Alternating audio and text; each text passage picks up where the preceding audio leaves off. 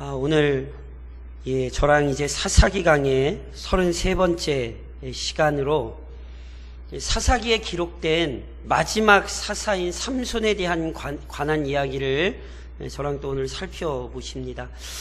지난 시간까지는 저랑 삼손에 대해 얘기를 할 때 삼손의 탄생과 출생 예고와 관련된 내용을 살펴보셨고, 이제 오늘부터 이제 본격적으로 삼손의 사역, 행적들을 저랑 이제 구체적으로 살펴보시게 되는 거예요.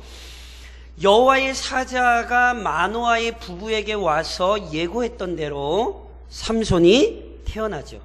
그래서 저랑 방금 읽으신 13장 24절 25절에 명확히 이렇게 기록되죠. 그 여인이 누굽니까? 마노아의 아내죠. 성경에 이름은 안 나와 있으나 지난 시간에 제가 설명드렸던 것처럼 오히려 남편 마노아보다 믿음으로 반응했던 이 여인이 아들을 낳죠. 그의 이름을 뭐라고 했죠? 삼손이라 했습니다. 삼손에 대한 평가는요, 실은 다른 어떤 사사보다 극과 극입니다. 저번에도 한번 언급드렸듯이. 그래서 히브리서에 보면 분명히 삼손이 믿음의 큰 용사예요. 그렇죠? 그리고 저랑 앞으로 살펴보시겠지만 삼손 잘 아시잖아요. 굉장한 사람입니다. 나귀뼈 하나로 뭐 합니까? 블레셋 사람 1000명을 때려 죽입니다. 어마어마한 일을 일으키는 사람입니다. 그렇죠?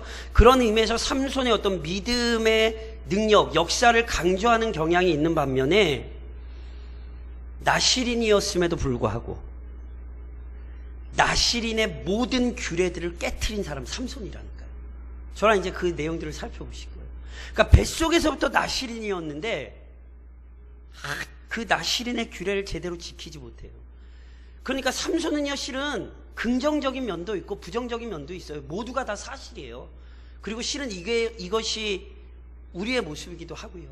한 어떤 성도에게서 실은 긍정적인 부분도 있지만 부정적인 면도 있거든요. 그러니까 성경은 삼손을 과대 포장하지 않고 한 사람의 삶을, 믿음의 삶을 그대로 드러내는 거예요. 그런데 이렇게 양편으로 견해가 갈리는 게 이름에서도 그러합니다. 이 삼손의 이름의 뜻이 그냥 저희 말로 편하게 표현하면 작은 태양 또는 태양의 아들, 이렇게 번역이 돼요. 그러니까 이거를 부정적으로 보기도 하고요, 긍정적으로 보기도 해요. 왜 부정적으로 보는 건 어떤 거냐면, 고대 사회에서 태양은, 특히나 당시 가나안인들 사이에서도 태양은 아주 중요한 우상 가운데 하나였어요.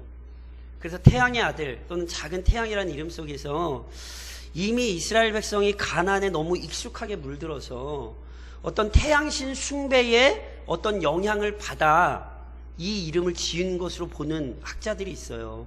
반면에 태양이 하나님의 은혜를 상징한다고 보는 거죠. 하나님께서 이미 그의 출생을 약속하실 때 예고하셨던 것처럼 블레셋을 삼손이 물리치기 시작하잖아요. 그러니 하나님의 사역의 여명을 가지고 오는 믿음의 사람을 기대하면서 삼손의 이름을 그렇게 지었다, 이렇게 보는 견해도 있어요. 그러니까 누가 맞는지는 잘 모르겠어요. 근데 이름이 부정적인 의미가 있건 긍정적인 견해가 있건 오늘 본문에서 그보다 더 중요한 건 뭐냐면 삼손만큼 하나님의 은혜의 표현이 독특한 사사는 없다는 거예요. 오늘 본문에 분명히 뭐라고 기록하죠? 그 아이가 자라매 뭐해요? 여호와께서 복을 주시죠. 앞선 어떤 사사에도 이런 표현이 안 쓰였어요. 실은 저랑 삼손의 탄생에 관한 기사에서도 이미 봤듯이 삼손에게 주어진 복은 분명히 특별했어요. 그리고 실제로 때가 되자 하나님께서 그를 통하여 일하기 시작하시죠. 그래서 오늘 본문에 보면 소라와 에스다올 사이 마하네단에서 여호와의 영이 그를 움직이기 시작하셨대요. 마하네단이란 문자적인 의미는 단의 진이란 뜻이에요. 실은요, 18장에 가면 거기 이제 미가의 가정의 얘기가 나오는 18장에 거기 가면 단지파 사람들이요, 소라와 에스달에서 600명이 움직여서 이 마하네단의 진을 치는 장면이 나오거든요. 그래서 어떤 학자들은 이제 그것을 근거로 해서 여기 마하네단이 어떤 곳이냐 하면 단지파가 블레셋의 침입을 막기 위해 거기에 어떤 진을 차리고 거기에 상주하면서 경계를 섰다, 이렇게 이해하는 학자들이 있거든요. 그러니까 이런 의미에서 볼 때 실은 마하네단에서 여호와께서 그에게 역사하신 게 굉장히 중요하죠. 왜냐하면 삼손은 어떤 사람으로 등장했어요?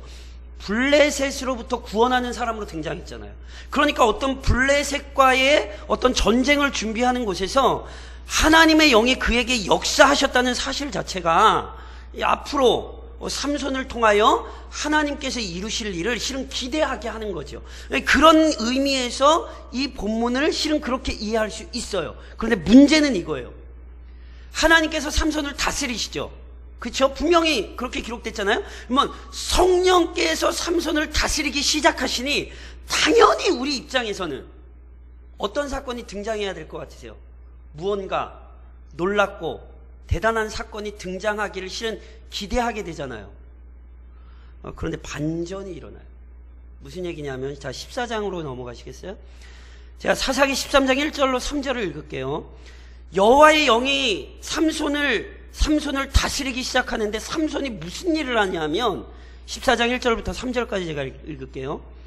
삼손이 딥나에 내려가서 거기서 블레셋 사람의 딸들 중에서 한 여자를 보고 올라와서 자기 부모에게 말하여 이르되, 내가 딥나에서 블레셋 사람의 딸들 중에서 한 여자를 보았사오니 이제 그를 맞이하여 내 아내로 삼게 하소서 하매, 그의 부모가 그에게 이르되, 내 형제들의 딸들 중에나 내 백성 중에 어찌 여자가 없어서 내가 할례 받지 아니한 블레셋 사람에게 가서 아내를 맞으려 하느냐 하니, 삼손이 그의 아버지에게 이르되, 내가 그 여자를 좋아하오니 나를 위하여 그 여자를 데려오소서 하니라. 자, 저를 보세요. 하나님께서 삼손을 다스리기 시작하셨어요. 기대해요. 드디어 삼손을 통하여 무슨 일을 하실까? 근데 삼손이 뭐해요? 딥나로 내려가요. 여기 내려갔다는 표현은 지리적 이동을 나타내는 단어가 아니에요. 여기 내려갔다는 단어는 영적 상태를 나타내요. 즉, 삼손의 영적 상태가 추락하고 있음을 내려갔다는 말로 표현을 하는 거예요. 그래서 실제로 그 실체가 확인이 되죠. 삼손이 딥나로 내려가서 뭐 해요? 블레셋 여자를 보고 그 여자를 좋아해서 뭐 해요? 결혼을 하겠대요. 삼손하면 우리는 들릴라만 생각하지만 아니에요. 들릴라 전에 먼저 이 여자가 나와요. 그러니까 삼손이 블레셋 여자가 마음에 들어서 자기가 그 여자랑 결혼을 하겠다고 부모한테 와서 얘기를 하는 거예요. 그러니까 마노아와 그의 아내가 어떻게 해요? 말리죠. 야, 이스라엘 백성들 중에 여자가 있는데 왜 할례 받지 못한 블레셋 사람에게 가서 너 장가 들겠다는 거야. 이 말뜻의 의미를 아시죠? 저랑 여호수아서를 할 때도 살펴보신 적이 있어요.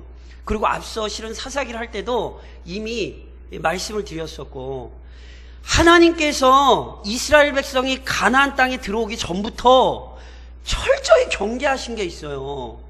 제가 한 구절만 읽어드릴게요. 신명기가 어느 때 말씀인지 제가 말씀드렸죠. 가나안 땅 들어오기 전에 가나안 땅을 바로 앞에 두고 모세가 이스라엘 백성에게 율법을 다시 가르친 것, 이게 신명기란 말이에요.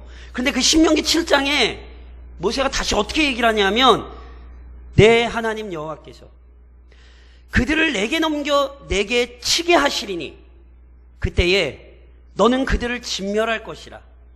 그들과 어떤 언약도 하지 말 것이요, 그들을 불쌍히 여기지도 말 것이며, 또 그들과 혼인하지도 말지니 내 딸을 그들의 아들에게 주지 말 것이요, 그들의 딸도 내 며느리로 삼지 말 것은 그가 내 아들을 유혹하여 그가 여호와를 떠나고 다른 신을 섬기게 함으로 여호와께서 너희에게 진노하사 갑자기 너희를 멸하실 것입니다.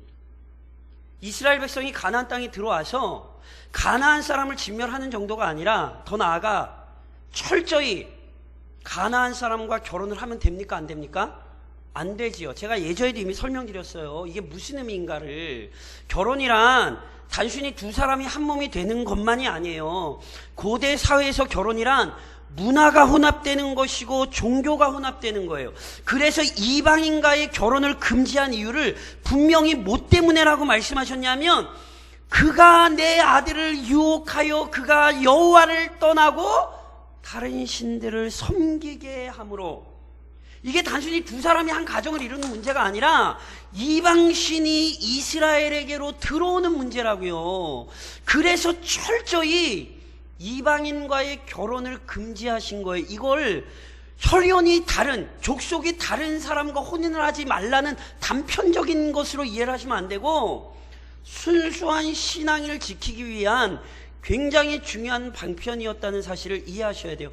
이것은 신약에서도 마찬가지입니다. 믿지 않는 자들과 멍에를 매지 말라고 했습니다. 그리스도인의 결혼의 원칙, 믿는 자는 믿는 자와 결혼해야 합니다. 이것은 절대로 자꾸 바꾸시려고 그러면 안 돼요. 이것이 자꾸 내 자녀의 문제라고 또는 내 주변에 일어나는 문제라고 이 원리와 질서를 바꾸시려고 그러면 안 된다니까요. 이것은 분명히 성경이 정한 질서예요. 하나님에 대한 신앙이 무너질 큰 위험에 대한 경고였다는 사실을 잊으시면 안 돼요. 이것은 지금도 마찬가지예요. 하나님께서 어떤 신비로운 섭리 가운데 믿지 않는 자를 정말 가정으로 주시는 것과 오늘 삼손이 그러했던 것처럼 또는 이스라엘 백성이 그러했던 것처럼 자기의 욕망에 이끌려 믿지 않는 자와 결혼하는 것은 전혀 다른 문제라는 사실을 혼동하시면 안 된다고요. 그래서 부모가 말려요. 그리고 실은 이게 이미 사사기에서도 문제가 됐어요. 저랑 성경을 기억을 떠올리시면 한번 앞으로 가보실래요? 사사기 3장으로 한번 가보시겠어요? 사사기 3장? 사사기 3장으로 가시면 사사 중에 첫 사사가 누구였죠? 기억하세요? 온니엘이거든요. 그런데 그 온니엘이 등장할 때의 얘기를, 온니엘이 등장할 때 어떻게 등장이 되냐 하면 사사기 3장 보세요. 5절로부터 제가 읽을게요. 사사기 3장 5절로 보면 이미 첫 사사가 등장할 때 뭐가 문제가 됐었냐 하면 사사기 3장 5절입니다.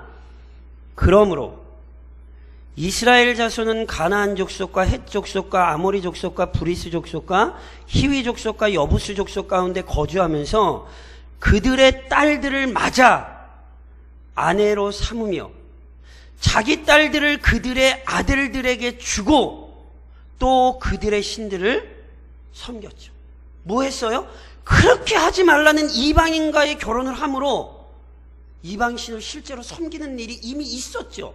그래서 7절에 보세요. 이스라엘 자손이 여호와의 목전에 악을 행하여 자기들의 하나님 여호와를 잊어버리고 바알들과 아세라들을 섬긴지라 여호와께서 이스라엘에게 진노하사 그들을 메소보다미아망 구산 리사다임의 손에 파셨으므로 이스라엘 자손이 구산 리사다임을 8년 동안 섬겼더니 첫 사사 온니엘이 등장하게 되는 시대적 배경이 뭡니까? 가나안 사람들과의 혼인으로 인해 이스라엘 백성이 가나안의 신들을 섬기던 그 악한 일들로 인해 하나님이 진노하셨고 구산을 리사다임의 손에 팔렸잖아요. 그러니까 이미 이것이 사사기의 역사에서 입증이 된 문제예요. 그런데 삼손이 부모의 말도 거역하고 무조건 그 여자를 데려오라는 거예요. 그러면서 삼손이 이렇게 표현해요. 오늘 저희 본문에 보면 내가 그 여자를 좋아하오니 이렇게 되어 있거든요. 다시 14장으로 좀 가보시겠어요? 저랑 확인하실 게 있어서 다시 사사기 14장으로 가시면 삼손이요 3절에 하반절에 보면 부모가 말리잖아요. 할례 받지 아니한 블레셋 사람에게 가서 왜 아내를 맞으려 하냐고 삼손을 말리잖아요. 그때 3절 하반절에 보면 삼손이 그의 아버지에게 이르되 뭐라고 표현해요? 내가 그 여자를 좋아하오니 이렇게 돼 있잖아요. 이게 문자적으로 직접적으로 번역하면 그 여자가 내 눈에 맞습니다. 또는 내 눈에 좋습니다. 또는 옳습니다. 이런 뜻이에요. 그러니까 삼손이 뭐에 좋다는 거예요? 자기 눈에 좋다는 거예요. 무슨 얘기인지 아세요? 안목의 정욕에 이끌리는 걸 표현하는 거예요. 그리고 더 중요한 게 있어요. 여기 지금 삼손이 내가 그 여자를 좋아하오니 라고 번역된 이 구절이, 이 구문이 사사기에 잘 아시는 표현으로 뭐라고 원래 번역됐는지 아세요? 다른 부분에? 그때에 이스라엘의 왕이 없으므로 사람마다 자기 소견에 옳은 대로 행하였다. 자기 소견에 옳은 대로 행하였다라는 구문이 본문에는 내가 그 여자를 좋아하오니 이렇게 표현된 거예요. 같은 뜻이에요. 그러니까 보세요. 삼손이 정욕에 따라 행하고 있고 이스라엘 백성, 당시 이스라엘 백성이 뭐에 따라 행하고 있었어요? 정욕에 따라 행하고 있었다고요. 그래서 이미 말씀드렸잖아요. 나시린으로 태어났으나 나시린답게 살지 못한 삼손. 이스라엘을 보여주는 거라니까요. 자기 정욕에 따라 이방을 쫓아가는 삼손의 모습. 이게 실은 당시 이스라엘의 모습을 그대로 드러내고 있는 거예요. 자신들의 판단과 생각에 따라 하나님께서 금하신 선을 넘어서서 그 정욕을 따르고 있는 장면, 이게 지금 본문의 모습이에요. 그래서 이스라엘과 이방의 타협은요, 실은 딥나라는 장소에서도 나타나요. 삼손이 딥나로 내려가잖아요. 여기 딥나가 어디냐면요, 유다 지파와 단 지파의 경계에 있는 단 지파의 성읍 가운데 하나예요. 그런데 그 단 지파의 성읍인데 거기 누가 살고 있어요? 삼손이 딥나에 내려가서 누굴 봐요? 블레셋 사람의 딸을 보잖아요. 그럼 그 딥나에 누가 거주하고 있다는 얘기예요? 블레셋 사람들이 거주하고 있다고요. 이해하시겠어요? 실은요, 블레셋 사람들이 거주하는 정도가 아니죠. 4절 보시겠어요? 14장 4절에 이렇게 시작되죠. 그때에 블레셋 사람이 뭐해요? 이스라엘을 다스린 까닭에. 이게 얼마나 충격적인 표현인지 아시겠어요? 여기가 원래 누구 땅이에요? 이스라엘 땅이에요. 하나님께서 이스라엘 백성에게 주신 땅이잖아요. 그런데 그 땅을 지금 누가 다스리고 있대요? 블레셋 사람이 다스리고 있어요. 단 지파와, 아니 이스라엘과 블레셋은 같이 사이좋게 어울려야 되는 사람이 아니에요. 하나님께서 이스라엘에게 주신 말씀이 뭐예요? 철저히 가나안 사람을 진멸하고 몰아내야 하잖아요. 그런데 단 지파의 성읍에 블레셋 사람들이 아주 그냥 진을 치고 와서 살고 있고, 이스라엘은 그것을 쫓아낼 생각을 하지 않고 삼손은 거기 가서 자기 눈에 맞는 여자를 찾고, 그리고 자기 눈에 맞으니, 자기가 좋아하니 내가 이 여인과 결혼하겠습니다. 이렇게 얘기하는 거예요. 그러니까 이 장면이 지금 당시 이스라엘 백성의 영적인 모습을 어떻게 드러내고 있는가를 기억하셔야 된다고요. 하나님의 뜻에 순종하여 몰아내야 될 가나안 사람들은 몰아내지 못하고, 가나안 사람들과 철저히 동화되었을 뿐 아니라 그 이방 문화에 깊이 젖어 있는 삼손과 이스라엘의 모습을 그대로 드러내는 거예요. 그러면 이제 우리에게 실은 이런 질문이 생길 수 있어요. 지금까지 지금 삼손 얘기하면서 실은 어떻게 살펴보셨냐면, 하나님께서 마노아의 가정에 친히 나타나셔서 약속하셨잖아요. 마노아랑 마노아의 아내가 아이 달라고 기도하고 막 우리가 이 아이 주시면 나면서부터 나시린으로 길게 싸우니, 이런 적 없어요. 이 부부는 원래 애를 못 갖고 있었어요. 그냥 그러려니 했어요. 근데 어느 날 여호와의 사자가 와서 아이를 통해 하나님께서 크신 일을 이루실 것이라는 약속을 주셨잖아요. 그 약속대로 아이가 태어났어요? 안 태어났어요? 태어났잖아요. 게다가 하나님께서 그 아이가 자라매 뭐 하셨어요? 어떤 표현인지는 정확히 모르지만 복을 주셨고, 게다가 마하나단에서 하나님의 영이 이 아이를 다스리기 시작하셨잖아요. 그럼 놀라운 일이 나타나야 돼요? 안 나타나야 돼요? 아니, 놀라운 일이 나타나기를 우린 기대하는데 그 아이가 고작 뭐예요? 블레셋 여자나 꽁무니나 쫓아다니고 있죠. 답답하죠. 그럼 도대체 이게 하나님의 계획이 실패한 것인가? 도대체 하나님께서 주신 은혜가 분명히 삼손에게 은혜를 주신 게 분명한데 그럼 이 은혜가 다 사라진 것인가? 물론 그렇지 않습니다. 4절을 보시겠어요? 4절에 보면 이렇게 표현이 되어 있죠. 그때에, 아까도 말씀드렸던 그때에 블레셋 사람이 이스라엘을 다스렸어요. 이스라엘은 다스린 까닭에 삼손이 틈을 타서 블레셋 사람을 치려함이었으나 그의 부모는 이 일이 여호와께로부터 나온 것인 줄을 알지 못하였더라. 자, 절 보세요. 이 구절을 오늘 굉장히 좀 잘 이해를 하셔야 돼요. 자, 하나님께서 삼손에게 은혜를 주셨어요. 그런데 삼손이 딥나로 내려가요. 그의 영적인 상황이 실은 추락하고 있어요. 그러면서 결국은 블레셋 여자를 좋아하고 내가 이 여자랑 결혼을 꼭 해야 된다고 부모에게 땡깡을 쓰는 장면이 나오죠. 그런데 오늘 본문에 보니 삼손이 그 여자를 좋아했던 이유가 삼손이 틈을 타서 블레셋 사람을 치려함이었대요. 그리고 그의 부모는 이 일이 여호와께로부터 나온 것인 줄을 알지 못했대요. 맞습니까? 틀립니까? 마스크를 쓰고 계셔가지고 제 말이니까 삼손이 이 여자를 좋아하는 이유가 뭐냐면 이 여자를 좋아하고 이 여자와의 결혼을 통해서 삼손이 블레셋 사람을 치려는 계획을 가지고 있었대요? 없었대요? 그렇게 읽으면 본문을 잘못 읽으시는 거라고요. 이게 우리말의 번역이 주어가 정확히 번역이 안 돼서 잘못 읽으면 오해가 되게 번역이 됐어요.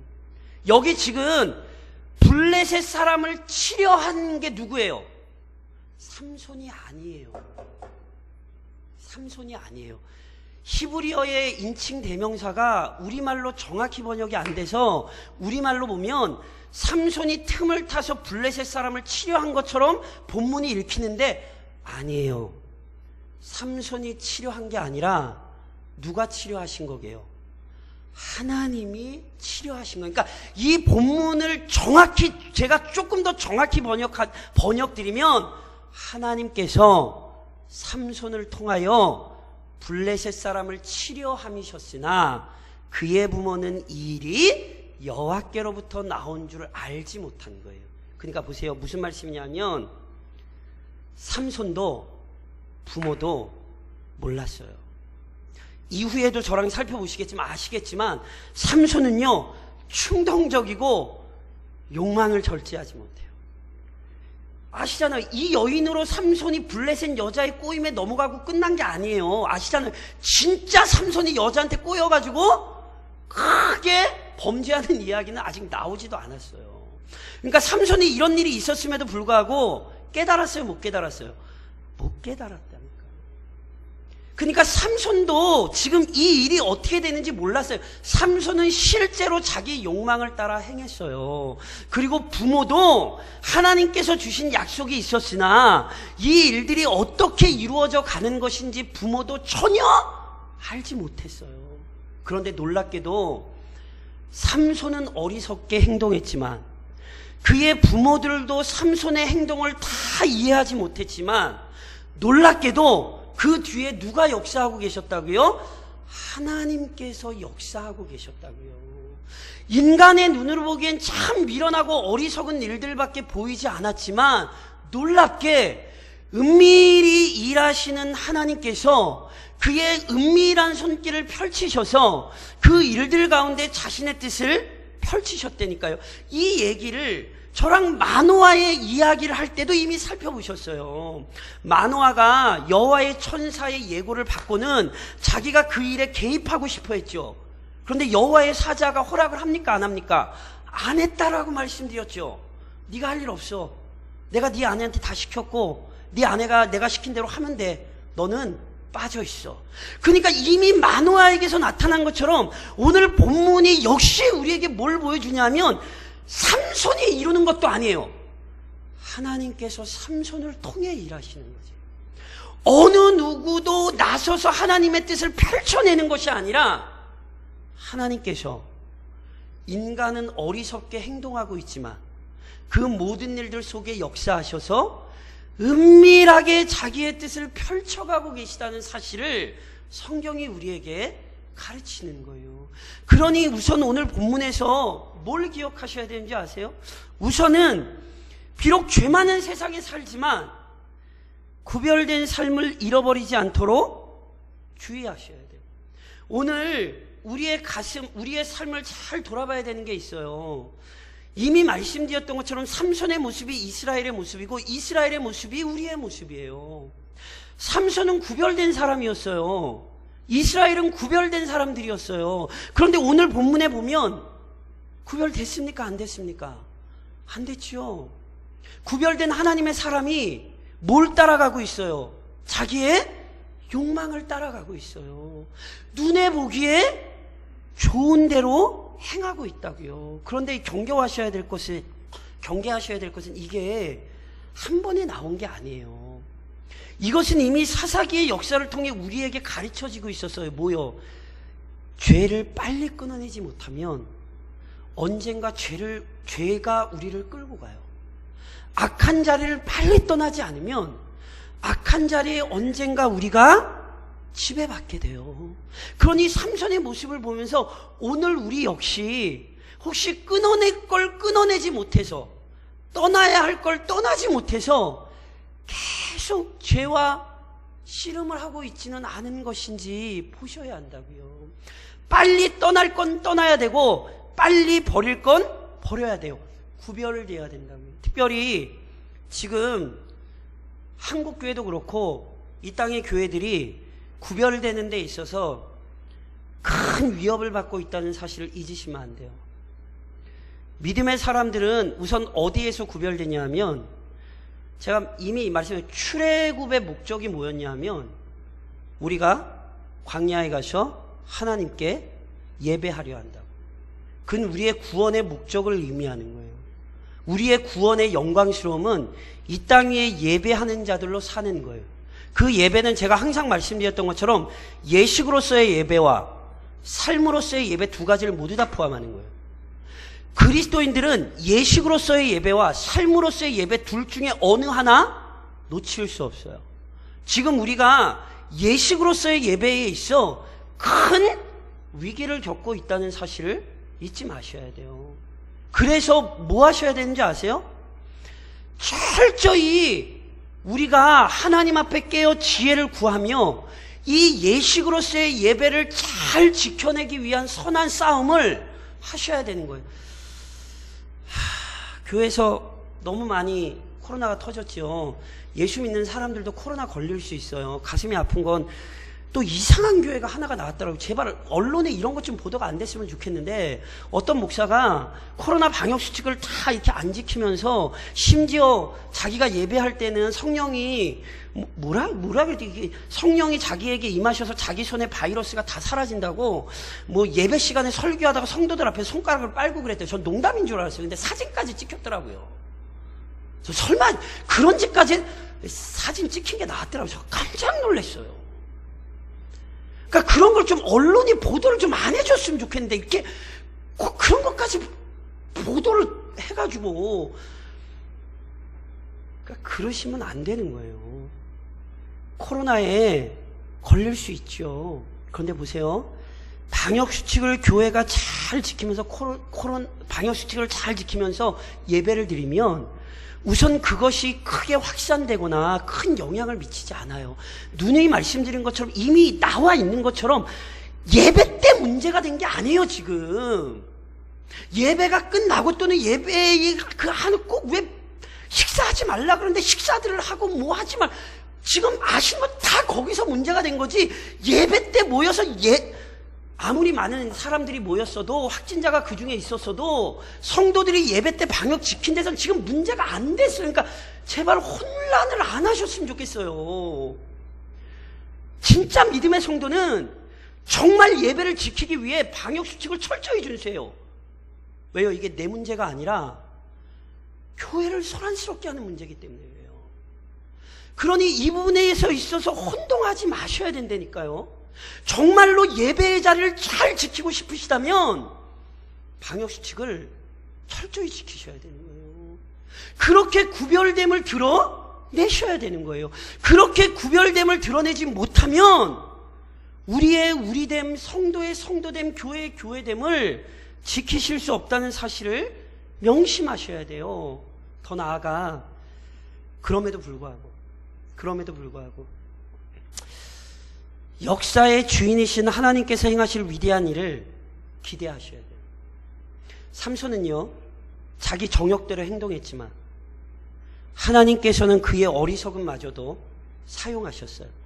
이와 비슷한 얘기를 요셉의 이야기에서도 보시죠. 요셉의 형들은요, 요셉이 진짜 미워서 죽이려고 그랬고요, 진짜 미워서 요셉을 판 거예요. 그러니까 요셉의 형들이 우리가 요셉을 애굽에 팔면 나중에 요셉이 애굽에 가서 국무총리가 될 거야. 형들은 그거 알고 판 거 아니에요. 진짜 요셉의 형들은 요셉을 미워서 죽이려고 팔았어요. 그런데 그 요셉의 형들의 어리석음마저 하나님께서 요셉을 국무총리로 세우시는 놀라운 방편으로 삼으신 거죠. 그래서 요셉이 나중에 그 사건을 창세기 50장에서 어떻게 고백해요? 당신들은 나를 해하려 하였으나 하나님은 그것을 선으로 바꾸사 오늘과 같이 많은 백성을 구원하시게 하시려 하셨나니. 우리의 어리석음 속에서도 하나님은 자신의 뜻을 이루십니다. 한 해를 돌아보면 어떤 생각이 드십니까? 행여나 한 해를 돌아보며 하나님 보시기에 어리석은 것이 있었다면요, 우선은 회개하셔야 돼요. 그게 맞아요. 그런데 우리는 회개하며 오히려 기대해야 돼요. 맞아요. 한국교회가 어리석게 행동한 부분이 있죠. 그래서 가슴이 아프고요. 진짜 제대로 된 성도들이라면 한국교회의 어리석음이 나의 어리석음인 걸 알고 나의 죄를 회개하고 한국교회의 어리석음을 위해 함께 기도해야 돼요. 이게 제대로 된 성도예요. 그런데 그러면서 기대하셔야 돼요. 뭘요? 하나님은 우리의 어리석음 속에서도 자신의 일을 하실 거예요. 2020년의 마지막 수요 기도회 이 시간 우선 소망이 있으셔야 돼요. 비록 지금까지 살아온 것이 어렵고 어리석은 부분이 있었다 할지라도 우리의 어리석음과 상관없이 위대한 일을 이루시는 하나님을 기대하며 그렇게 2021년 수요 기도회로 나오시는 정말 믿음을 가진 지혜로운 성도들이 좀 되실 수 있기를 오늘도 삼손의 이야기를 통해 역사하신 주님의 이름으로 권면드립니다.